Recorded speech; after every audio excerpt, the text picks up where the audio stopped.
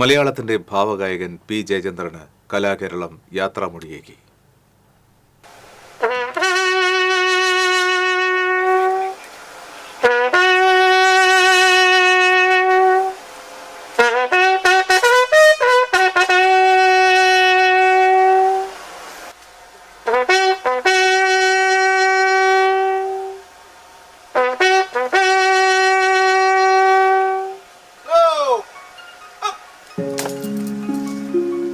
ചേന്നമംഗലം പാലിയത്തെ വീട്ടിൽ ഔദ്യോഗിക ബഹുമതികളോടെയായിരുന്നു സംസ്കാരം.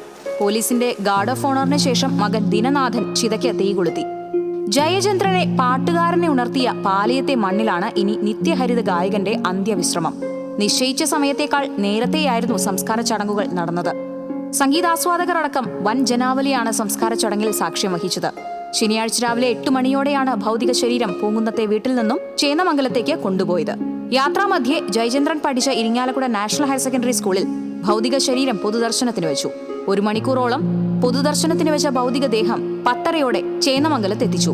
100 കണക്കിന് ആളുകളാണ് ചേന്നമംഗലത്തെ വീട്ടിൽ അന്ത്യാഞ്ജലി അർപ്പിക്കാനെത്തിയത്. വ്യാഴാഴ്ച വൈകിട്ടാണ് ജയചന്ദ്രൻ വിടവാങ്ങിയത്. എണ്ണമറ്റ ഭാവഗാനങ്ങൾ ആസ്വാദകർക്ക് കൈമാറി ഓർമ്മകളുടെ ചിറകിലേറിയാണ് ജയചന്ദ്രന്റെ അന്ത്യയാത്ര. TCV news, Thrissur.